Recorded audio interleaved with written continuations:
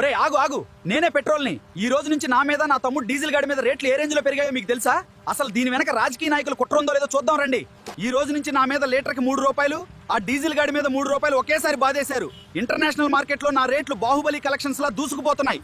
దీనికి కారణం అక్కడ అమెరికా, ఇరాన్ కొట్టుకు చస్తున్నాయి. ఇటుపక్క రష్యా, ఉక్రెయిన్ ఏమో 4 సంవత్సరాల నుండి మీసాలు మేలేసి మిసైల్స్ తో దాడి చేసుకుంటున్నాయి. సగం వీళ్ళు చేసే పెంట వల్ల అయితే మిగతా సగం ఆ అమెరికా డాలర్ గాడు రోజు రోజుకు జిమ్కెళ్లి కండలు పెంచేస్తున్నాడు. మన రూపాయి ఏమో 3 రోజులుగా భోజనం చేయడం వీక్ అయిపోతుంది. ఇక మిగతా సగం పెంట మీదే. ఇంట్లో పెళ్ళం ఏవండి కొత్తిమీర అయిపోయింది అనగానే 10 రూపాయల కొత్తిమీర కట్ట కోసం 100 రూపాయల పెట్రోల్ బొక్కబెట్టి ఊరంతా బలాదూర్లా తిరిగి వస్తారు. పక్కున్న కిరాణా కొట్టుకి నడిచి వెళ్ళడానికి బద్ధకం. ఇక పల్లెటూళ్ళలో అయితే మరీ ఘోరం. ఇంట్లో బాత్రూమ్ ఉన్నా సరే దొడ్డికెళ్ళడానికి కూడా 4 కిలోమీటర్లు బండేసుకుని పోతారు.